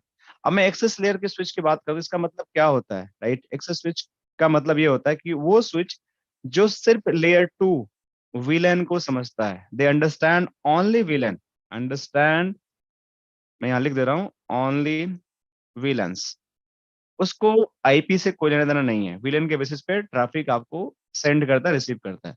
लेकिन जब इसको मल्टी लेयर की बात करता हूँ, तो ये लेयर 3 स्विच होते हैं, जो आपको VLAN के साथ साथ आपके राउटिंग को भी अंडरस्टैंड करता है, right. So this multi layer switch can understand the VLAN and routing. आपके access layer switch can understand only VLANs, no routing, ठीक है। तो क्लियर हो गया। तो अब इसकी प्लेसमेंट कैसे होती है। तो देखो, आपके जो लेयर डिजाइन होते हैं किसी भी हायरार्की ऑफिस के नेटवर्क में, कैंपस नेटवर्क में, या किसी बिल्डिंग के नेटवर्क में, तो आपको जो सबसे नीचे का लेयर होता है, जिसको हम एक्सेस लेयर बोलते हैं, नीचे का लेयर कैसे आपको पता चलेगा, मतलब वो डिवाइस जिसके पीछे आपके एक्चुअल PC कनेक्ट हो रहे हैं, आपका जो लैपटॉप है ना, उस डिवाइस के पीछे कनेक्ट हो रहा है, आपका सर्वर है उस डिवाइस के पीछे कनेक्ट हो रहा है, आपका एक्सेस पॉइंट है उस डिवाइस के पीछे से कनेक्ट हो रहा है, आपका प्रिंटर है उसके पीछे कनेक्ट हो रहा है, आपका IP टेलीफोनी है उसके पीछे कैमरा, आपका IP कैमरा है उसके पीछे कनेक्ट हो रहा है, आपका टेली प्रेजेंस है उसके पीछे कनेक्ट हो रहा है। तो ऐसे एंड डिवाइस, इसको हम बोलते हैं एंड डिवाइस। तो जो एंड डिवाइसेस हमारे होते हैं, वो बेसिकली कनेक्ट होते हैं आपके एक्सेस लेयर स्विच के पीछे। तो एक्सेस लेयर आपके टोपोलॉजी का सबसे निचला हिस्सा होता है, मीन्स वो एरिया होता है जहां पे आप एक्चुअल डिवाइसेस को कनेक्ट करते हो। इसलिए हमेशा और मोस्ट ऑफ द केस में लेयर 2 ही डिवाइस होता है। बट इसका मतलब ये नहीं है कि आप इस स्विच पे प्रिंटर नहीं कनेक्ट कर सकते, इस पे आप पीसी नहीं कनेक्ट कर सकते, इस पे आप सर्वर नहीं कनेक्ट कर सकते हो। यू कैन डू, क्योंकि ये भी आपका लेयर 3 स्विच है, बट इसके पास भी वीएलएन की प्रोपेगेशन की कैपेबिलिटी है। बट आइडियली हम डिस्ट्रीब्यूशन या कोर लेयर पे ये काम नहीं करते हैं। अभी क्यों नहीं करते हैं, अब इसका आंसर खोजते हैं। तो पहले चीज तो क्लियर हो गई कि जो हमारा डिस्ट्रीब्यूशन लेयर होता है और कोर लेयर होता है, इस पे जो स्विचेज हम लगाते हैं वो हमारा मल्टी लेयर स्विच होता है, राइट। इसको बोलते हैं ML switch, multi layer switch. जो हमारा एक्सेस लेयर जो होता है वहां पे हमारा लेयर 2 स्विच होता है, जिसपे हम सिर्फ विलेन को प्रोपोगेट करते हैं, राइट। इतनी कहानी क्लियर होगी सबको आई थिंक। तो ये हमारा 3 डिजाइन होता है, इसको आपको समझना पड़ेगा। तो एक्सेस लेयर, कोर लेयर और डिस्ट्रीब्यूशन लेयर। एक्सेस लेयर का डेफिनेशन तो हमें समझ आ गया। अब हम बात करते हैं कि डिस्ट्रीब्यूशन लेयर क्या होता है, इसकी जरूरत क्या पड़ती है, कोर लेयर क्या होता है, इसकी जरूरत क्या पड़ती है। एक एक करके समझते हैं। तो देखो यहाँ पे वही डायग्राम है, ठीक है। अभी इस इन दोनों का आंसर अभी पेंडिंग है, मैं दूंगा आगे चल के, बट थोड़ा सा चीज मैं आपको दिखाना चाहता हूँ। आप लोग पहले विजुअलाइज करो, फिर हम इसके थ्योरेटिकल के बारे में तो समझेंगे ही समझेंगे। तो देखो, एक ये डिजाइन आपने देखा कि जिसमें 3 लेयर हैं, और इसी डिजाइन को मैं थोड़ा सा नीचे करता हूँ, तो इस पे देखो, ये दोनों लेयर को मिलाकर एक लेयर बना दिया गया। इन दोनों लेयर को मिलाकर, कोर लेयर और डिस्ट्रीब्यूशन लेयर को मिलाकर एक लेयर बना दिया गया, और ये डिजाइन कुछ ऐसा लगने लगा, राइट। फिर इसको दोबारा रीस्केल कर दिया गया, तो ये 3 लेयर के डिजाइन हो गए। तो ये 2 लेयर डिजाइन हो गया, और ये आपका 3 लेयर डिजाइन हो गया। तो बेसिकली आपके सिचुएशन में ऐसा भी हो सकता है कि आपका एक्सेस लेयर तो हमेशा सेपरेट रहेगा, इसका तो कोई मतलब वो नहीं है। कोर में, डिस्ट्रीब्यूशन में, मिक्स डिजाइन में हम नहीं करते हैं, ये हमेशा सेपरेट रहेगा। बट हम कोर को और डिस्ट्रीब्यूशन एक साथ हम क्लब कर सकते हैं। ये कब करते हैं इसकी भी एक अलग अंडरस्टैंडिंग है, किस डिजाइन में करते हैं इसकी भी अंडरस्टैंडिंग है। बट आप ऐसा भी समझो कि कोर एक्सेस को हम मिला सकते हैं। क्यों मिलाते हैं, क्या कोर होता है, क्या सॉरी, कोर और डिस्ट्रीब्यूशन को हम मिला सकते हैं। क्यों मिलाते हैं, क्या इसके पीछे लॉजिक है, अभी इसको हम एक्सप्लोर करेंगे। बट अभी ये मान के चलो कि हम ऐसे कुछ कर सकते हैं, और जब ऐसा हम डिजाइन करें, उसको हम बोलते हैं कोलैप्स लेयर। उसको हम बोलते हैं कोलैप्स लेयर। तो आप लोग ये भी ध्यान रखना कि अगर ऐसी कोई डिजाइन को हम डिजाइन करते हैं, तो इसको हम बोलते हैं कोलैप्स लेयर। तो अभी कहीं लिखा होगा, मैं आपको दिखाता हूँ। कोर लेयर, कोलैप्स लेयर आपको कहीं दिखेगा। 2 लेयर, देखिए कोलैप्स लेयर, ये देख रहे हैं आप, 2 टियर डिजाइन कोलैप्स लेयर। मतलब कोलैप्स लेयर की जब मैं बात करूं, तो आप ये समझना कि आपका कोर और डिस्ट्रीब्यूशन दोनों मिल गए। तो कई लोग यही नहीं बताते कि कोलैप्स लेयर का क्या मतलब होता है। इंटरव्यू में पूछ जाएगा, अच्छा बताओ कि कोर क्या होता है, डिस्ट्रीब्यूशन क्या होता है, कोलैप्स लेयर क्या होता है। तो उनको पता ही नहीं होता है कोलैप्स लेयर क्या होता है। तो आपको ये जवाब देना है, कोलैप्स लेयर की जब बात करें कोई भी, तो कोलैप्स लेयर वो लेयर होती हैं जहां पे कोई ऐसी रिक्वायरमेंट है, जैसे कोर और डिस्ट्रीब्यूशन सेम स्विच आपका काम कर रहा है। देखो यहाँ पे आपका ये जो लेयर है, आपका कोर का भी काम कर रहा है, डिस्ट्रीब्यूशन का भी काम कर रहा है, इसीलिए इसको हम बोलते हैं कोलैप्स लेयर, ठीक है।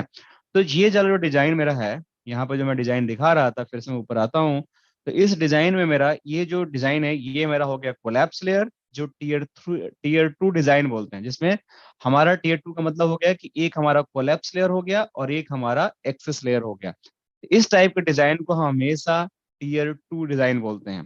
देखो यहाँ पे लिखा भी है, मैं आपको दिखाता हूँ, तो आप लोगों को समझना पड़ा। 2 टीयर डिजाइन बोलते हैं, मतलब आपके डिजाइन में सिर्फ और सिर्फ एक्सेस लेयर होगा, और कोर और डिस्ट्रीब्यूशन दोनों को आप एक साथ मिला देंगे। कोई क्वेश्चन यहाँ तक कोलैप्स लेयर में, टीयर 2 डिजाइन में? अभी आज इसको विजुअलाइज करो, बाकी और डिटेल में हम बात करेंगे, राइट। आई थिंक आप लोगों को अब ये समझ में आ गया होगा, बहुत ईजी है, कोई टेंशन की बात नहीं है। देखो इसमें लिखा भी हुआ है कि इंटरप्राइज नेटवर्क आर्किटेक्चर के क्या क्या ऑप्शंस हैं। तो 2 टियर डिजाइन जो है कोलैप्स लेयर हो गया। 3 टियर डिजाइन आपका वो डिजाइन होती हैं जिसके अंदर आपका तीनों लेयर आता है। तो जब ये डिजाइन की बात करें इसकी, तो ये वाला आपका 3 टियर डिजाइन हो गया, राइट हैंड साइड वाला, और आपका लेफ्ट हैंड साइड वाला 2 टियर डिजाइन हो गया, जिसको हम कोलैप्स लेयर डिजाइन बोलते हैं। और इसको 3 लेयर, 3 लेयर मतलब इसमें एक कोर भी होगा, एक डिस्ट्रीब्यूशन भी होगा, और एक्सेस भी होगा। तो जहां पे आपका स्कोर लेयर हो गया, आपका डीएल लेयर हो गया डिस्ट्रीब्यूशन, और आपका एएल हो गया access layer, that is known as the आपका 3 लेयर ऑफ डिजाइन। अब हम बात करते हैं कि हम कोर क्यों बनाते हैं एंड डिस्ट्रीब्यूशन क्यों बनाते हैं। एक्सेस लेयर तो आप लोग को समझ आ गया ना कि एक्सेस लेयर आपको क्यों जरूरत पड़ती है, क्योंकि आपको एंड डिवाइसेस को कनेक्ट करना होता है। मैंने बता दिया आप लोग को। देखो एक्सेस लेयर पे क्या है, जो मैंने बताया कि आपका प्रिंटर लगा हो सकता है, टेलीप्रेसेंस लगा हो सकता है, आपका किसी तरह का पीसी लगा हो सकता है, सर्वर लगा हो सकता है, WLC लगा हो सकता है। देखो कितने सारे डिवाइसेस हैं जहाँ पे ऐसी कनेक्टिविटी की आपकी जरूरत पड़े। इस टाइप की कनेक्टिविटी को आप बोलते हो एक्सेस लेयर। तो आपको ये देखना पड़ेगा कि एक्सेस लेयर का मतलब जहां मैं बोलूं जहां पे बहुत सारी एंड डिवाइसेस लगे होंगे। ठीक, क्लियर। अब बात करते हैं डिस्ट्रीब्यूशन लेयर। अब इस डिस्ट्रीब्यूशन लेयर का मैं आपको सिंपल मीनिंग समझाऊं, अगर मैं सिंपल वे में बताऊं कि इसका डेफिनेशन क्या होता है, तो आप इसको इस तरीके से समझो। मैं अंग्रेजी नहीं पढ़ने जा रहा हूं, आप इसको समझो इस तरीके से कि एक वैसी लेयर जो आपको कोर को और एक्सेस को कनेक्टिविटी प्रोवाइड करती है, उसको हम बोलते हैं डिस्ट्रीब्यूशन लेयर। मीन्स कि हमारे डिजाइन में एक ऐसा लेयर होता है जो आपके कोर को और एक्सेस को कनेक्टिविटी देता है, उसको हम बोलते हैं एक्सेस डिस्ट्रीब्यूशन लेयर। बट हम ये बनाते ही क्यों हैं, ऐसे क्या जरूरत पड़ के बनाते हैं? तब मैं थोड़ी सी इसकी थ्योरी पढ़ता हूँ, आप लोगों को समझ में आ जाएगा। देखो ये बोलता है कि primary function of distribution layer is to aggregate access layer switches in the given building और कैंपस। अब मैं इसका मीनिंग समझाता हूँ। The distribution layer provide a boundary between the layer 2 domain and layer 3 domains. अब ये भी एक लाइन है। पहला ये बोलता है कि एग्रीगेट करता है आपके कनेक्शंस को, दूसरा बोलता है कि एक बाउंड्री क्रिएट करता है लेयर 3 डोमेन के बीच में। This boundary provide two key function LAN of layer 2 side distribution layer create the boundary spanning tree protocol limitation. अभी बहुत सारी चीजें लिख रहा, मैं नहीं पढ़ने वाला हूँ सारी चीज, मैं आपको समझाता हूँ अब। तो इसका मतलब ये हुआ कि जो हमारा कोर लेयर होता है, मैं बताया, इसके ऊपर आपका लेयर 3 राउटिंग चलती है, राइट। इसके ऊपर आपका ये लेयर 3 राउटिंग चलती है, और जो नीचे का लेयर हुआ दैट इज आपका प्योर फ्लैट वीलन इंफॉर्मेशन चलता है, मतलब आपकी लैन कनेक्टिविटी होती है।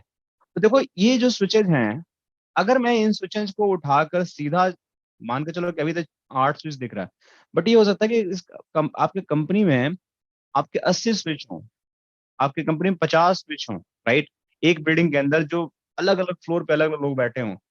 अब इन सारे स्विचेस को जाकर मैं कनेक्ट कर दूंगा इस पे कोर पे, तो क्या होगा? अब इस कोर पे मैं कनेक्ट कर दूंगा तो इस कोर के भी तो आपस में कुछ लिमिटेशंस है ना कुछ लिमिटेशन, कुछ पोर्ट के लिमिटेशंस हैं, राउटिंग भी करना है, स्विचिंग भी करना है। अगर एक कोर डाउन हो गया तो क्या होगा? सब कुछ बैठ गया, आपका पूरे स्विचेस बैठ गए। ये भी एक प्रॉब्लम हो गई, राइट। तो इसमें होता है क्या है कि कोर का हम पहले बनाते हैं एचए।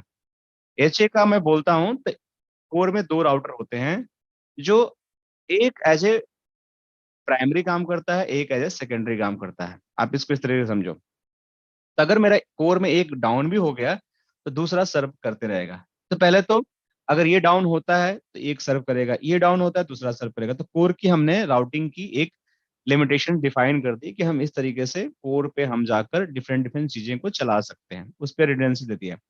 अब मैं बोलता हूँ कि जो तुम्हारे नीचे कनेक्शन जाए ना, पूरा कनेक्शन मैं स्विचेस पे नहीं दूंगा, मैं डिस्ट्रीब्यूशन को दूंगा, जिसके बीच में विलेंस को भी पास करना है, ट्रंकिंग भी करनी है आपको, किसी केस में राउटिंग भी कर सकते हो आप।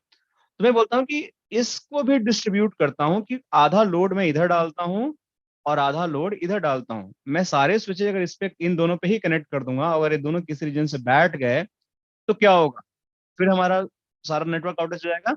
तो मैं क्या करता हूँ कि कुछ एक्सेस स्विच इधर कनेक्ट कर देता हूँ, कुछ इधर कनेक्ट कर देता हूँ। तो ये क्या किया बेसिकली, आपके 2 सेगमेंट हुए, एक लेयर 3 सेगमेंट हुआ जो ऊपर हुआ, एक लेयर 2 सेगमेंट हुआ। इस दोनों के बीच में एक ब्रिज की तरह काम कर रहा है और आपस में कनेक्टिविटी प्रोवाइड कर रहा है। और इससे आपकी जो कनेक्टिविटी हुई, एक देखो हर एक स्विच में आप ध्यान से देखोगे तो एक स्विच पे 2 कनेक्शन आया हुआ है, एक इससे आया हुआ है और एक इससे आया हुआ है। इधर भी देखोगे कोई भी स्विच उठा लो, एक केबल इस पे आया हुआ है, एक केबल इस पे आया। ऐसा क्यों? इसके पीछे रीजन ये है कि अगर ये स्विच डाउन हो गया, फिर भी एक एक्सेस स्विच की कनेक्टिविटी आपके इधर से ऐसे ऐसे रहेगी। अगर ये डाउन हो गया तो फिर भी इसकी ऐसे ऐसे रहेगी। तो ये हाई लेवल रिडंडेंसी देने के लिए इस तरीके से हम अपने नेटवर्क को डिजाइन करते हैं, जिससे मेरे नेटवर्क में इस टाइप की आपकी चीजें को कनेक्टिविटी क्रिएट हो सके, राइट। तो डिस्ट्रीब्यूशन लेयर जो आपका होता है बेसिकली एक बाउंड्री क्रिएट करता है, लेयर 2 लेयर 3 डिजाइन को कनेक्ट करता है, और सॉरी लेयर 2 और लेयर 3 जो आपकी राउटिंग डोमेन्स होती हैं, लेयर 2 स्विचिंग डोमेन होता है, लेयर 3 राउटिंग डोमेन होता है, उन दोनों को कनेक्ट करता है और फिर आपकी रिडंडेंसी भी प्रोवाइड करता है।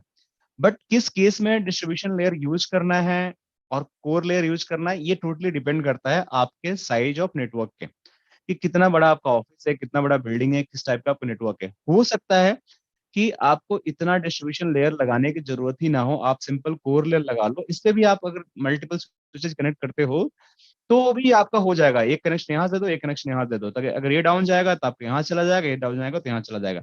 बट आपका नेटवर्क बहुत बड़ा है, उस केस में ये चीजें थोड़ी सी प्रॉब्लमेटिक हो सकती है। तो distribution layer is just to just connect the access layer and the core layer, ये ब्रिज की तरह काम करता है। अब हम बात करते हैं, देखो यहाँ पे फिर से वो दिखाया है कि दो बिल्डिंग्स है, अब इन दोनों को आपस में कनेक्ट करना है तो कैसे होगा, ये कैसे कनेक्ट होगा। तो ये बहुत सारे आपका केबलिंग है, बिल्डिंग के कनेक्शन होता है, कोर और डिस्ट्रीब्यूशन से भी कनेक्ट हो सकते हैं। अब एक कोर लेयर की बात करता है, कोर लेयर क्या होता है। अब जैसे मान के चलो कि ये देखो कोर लेयर हो गया, अब इसका मतलब ये हो गया है कि देखो आपके जैसे एक बिल्डिंग ये हो गई, एक बिल्डिंग ये हो गई, राइट, एक बिल्डिंग ये हो गई, एक बिल्डिंग ये हो गई, चार बिल्डिंग है आपके एक ही कैंपस में। तो मैं यहाँ पे लिख दे रहा हूँ BLDG, एक मिनट, BLDG 1, मैं इसको कॉपी करता हूँ, या मैं यहाँ लिखता हूँ BLDG 2, और यहाँ पे मैं लिखता हूँ BLDG 3, और यहाँ पे मैं लिखता हूँ BLDG 4। चार बिल्डिंग हो गए, चार ऑफिस हो गया। अब इन चारों ऑफिस के बीच में मैं कुछ अलग कलर ले लेता हूँ। आपका डिस्ट्रीब्यूशन स्विच भी लगा होगा 100%, राइट। हर एक बिल्डिंग में दो दो ही मैं ले लेता हूँ, ये हो सकता है चार भी लगा हो। इसके बीच में डिस्ट्रीब्यूशन स्विच भी लगा होगा चारों के बीच में। तो ये डिस्ट्रीब्यूशन स्विच लग गया। अब इन चारों बिल्डिंग को आपस में कनेक्ट करना है ताकि आपस में कनेक्टिविटी हो सके। तो डिस्ट्रीब्यूशन स्विच के पीछे फिर आपके क्या लगे होंगे, बहुत सारे एक्सेस स्विच लगे होंगे, बहुत सारे एक्सेस स्विच लगे होंगे। मैं 4-5 ऐसे बना लेता हूँ। तो हर एक आपके इसके पीछे एक्सेस स्विच लगे होंगे, ऐसे ऐसे ऐसे ऐसे ऐसे ऐसे लगे होंगे, ठीक है। आप लोग समझ जाओ मैं क्या बताना चाहता हूँ। तो मान के चलो ये भी एक स्विच है, ये भी एक स्विच है, ये भी एक स्विच है, ये भी एक स्विच है, ये भी एक स्विच है, ये भी एक स्विच है। These all are the access layer switch, ठीक है। इतने सारे एक्सेस है। अब इसके पीछे क्या लगा है, बहुत सारी डिवाइसेस लगी हैं। तो बहुत सारे डिवाइसेस लगे हैं, बहुत सारे स्विच हैं, बट इन चारों बिल्डिंगों को कनेक्ट कौन करेगा। तो उसके लिए अब हम क्या करते हैं, हमारा एक कोर लेयर होगा जो दो बड़े स्विच होंगे यहाँ पे लगे होंगे, जिसको हम बोलते हैं कोर स्विच। मैं इसको लिख दिया CS। CS is core switch, CS is core switch. और ये आपके क्या हो गए, DL हो गए। DL means distribution switch. तो ये सारे आपके DL हो गए, दिल्ली में समझना। DL मीन्स डिस्ट्रीब्यूशन लेयर, ठीक है। और DS आप लिख लो या DL लिख लो, कुछ भी। मैं इसको DS लिख देता हूँ, डिस्ट्रीब्यूशन स्विच या डिस्ट्रीब्यूशन लेयर। और ये आपके सारे AS हो गए, एक्सेस लेयर हो गए, नीचे वाले देख रहे हो, सारे एक्सेस लेयर हो गए। तो इस तरीके से आपके डिफरेंट डिफरेंट लेयर हो गए। अब इन चारों बिल्डिंगों को जो कनेक्ट करने के लिए जो हमारा चीजें यूज होगा, वो यूज होता है, एक केबल आपका यहाँ से निकलेगा, यहाँ आएगा, एक केबल यहाँ आएगा, एक केबल यहाँ आएगा, एक केबल यहाँ आएगा। तो यही डिजाइन मैं आपको पहले भी दिखाई, एक केबल यहाँ आएगा, एक केबल यहाँ आएगा, राइट। और फिर एक केबल आपका यहाँ जाएगा और यहाँ से भी निकल के यहाँ जाएगा। एक केबल यहाँ आएगा, एक केबल यहाँ आएगा, एक केबल यहाँ आएगा, एक केबल यहाँ आएगा। देखो सेम डिजाइन में बना दिया ना आप लोग के सामने। तो ये जो चीजें होती है ना, ये बेसिकली एक यहाँ आएगा और एक यहाँ से भी यहाँ आएगा। तो ये जो चीजें होती हैं, देखो ये जिग जैग हो गया। ये जो डिजाइन मैंने बनाया, सेम आपको यहाँ पे कुछ डिजाइन नीचे मिलेगा। देखो आपको दिखाता हूँ, जस्ट आप देखोगे, देखो ये हो गया, सेम डिजाइन है। आपको मैंने कोई देखा तो नहीं है, मैंने बनाया क्योंकि मुझे कॉन्सेप्ट पता है। ये तभी बना सकते हो जो कॉन्सेप्ट है। देखो इसमें क्या है कि डिफरेंट डिफरेंट आप, मैंने बिल्डिंग बनाया, इसमें डिफरेंट डिफरेंट मान के चलो कि डिपार्टमेंट है, different different type of connectivity. कोई डेटा सेंटर है, कोई इंटरनल नेटवर्क है, कोई वैन है, कोई नेटवर्क सर्विसेज है, कोई देखिए आपका ये ऑफिस का दो है एंड यूजर्स के हैं। इन सारे के पास DL कनेक्टेड है। ये सारे जो लेयर्स हैं आपको जो यहाँ दिख रहे हैं, ये सारे डिस्ट्रीब्यूशन स्विच हैं। ये भी आपको यहाँ पे डिस्ट्रीब्यूशन स्विच दिख रहा है, ये भी आपका डिस्ट्रीब्यूशन है, ये भी आपका डिस्ट्रीब्यूशन है, ये भी आपका डिस्ट्रीब्यूशन स्विच है, ये भी आपका डिस्ट्रीब्यूशन है। नीचे आपका AS है, यहाँ भी AS है, इस पे एएस की जरूरत नहीं है, यहाँ भी एएस है, इधर एएस की जरूरत नहीं है, यहाँ भी एएस की जरूरत नहीं है। तो इन सबको जो कनेक्ट किया है, उस कौन किया है connect, that is a core layer. तो कोर लेयर का मतलब ये होता है कि आपकी multiple buildings, multiple type of the connections, departments और डेटा सेंटर्स के अंदर बहुत सारी कनेक्टिविटी, आपका कहीं इंटरनेट का कनेक्शन आ रहा है, कहीं आपका एमपीएलएस का आ रहा है, कहीं पे सर्वर्स रखे हैं, कहीं पे आपके यूजर बैठे हैं, उन सबको कनेक्ट करने के लिए हमारा कोर लेयर चाहिए होता है, जो हम यहाँ पे डिजाइन करके आप लोग को दिखा रहे हैं, ये डिजाइन है। So this is how core layer. तो कोर लेयर बेसिकली आपके मल्टीपल डिस्ट्रीब्यूशन लेयर को कनेक्ट करता है, और उसके पीछे आपका एक्सेस लेयर होता है। आई होप कि आप लोग के समझ में आ गया होगा, ठीक है? कोई डाउट कोर लेयर हम क्यों यूज करते हैं? तो हमारा जो टीयर 2 डिजाइन होता है, that is known as a collapse core, उसके अंदर हम डिस्ट्रीब्यूशन एंड कोर को भी यूज करते हैं। किस केस में यूज करते हैं? तब यूज करते हैं कि मान को चलो कि आपका ऑफिस में कम यूजर्स हैं, कम डिपार्टमेंट हैं, जहां पे आपको लगता है कि नहीं यार मैं कोर स्विच पे ही काम कर लूंगा, मेरे को बहुत ज्यादा 10-20 बिल्डिंग नहीं है, मेरा छोटा ऑफिस लोकेशन है, छोटी छोटी चीजों पे मैं काम कर सकता हूँ। वहां पे कोर और डिस्ट्रीब्यूशन को भी आप एक साथ क्लब करके आप उनको टीयर 2 डिजाइन बना लो, और टीयर 2 डिजाइन बनाकर आप एक लेयर को एलिमिनेट करते हो, और फिर आप उससे आपकी सारी कनेक्टिविटी हो जाती है।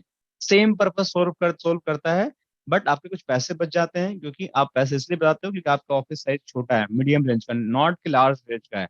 बट अगर आपका ऑफिस लार्ज रेंज का है, बहुत बड़ा है, राइट, मल्टी ऑफिस कनेक्ट करना है, इस टाइप का कुछ नेटवर्क है आपका, बहुत कॉम्प्लेक्स है, तो आपका कोर लेयर यूज करना पड़ेगा, जिसको हम 3 टीयर डिजाइन हम बोलते हैं। तो ये था आज का हमारा टॉपिक, जो हमें समझना था कि टीयर 2 डिजाइन और टीयर 3 डिजाइन क्या होता है, कोर लेयर, एक्सेस लेयर क्या होता है। तो आज हम इतना ही पढ़ते हैं।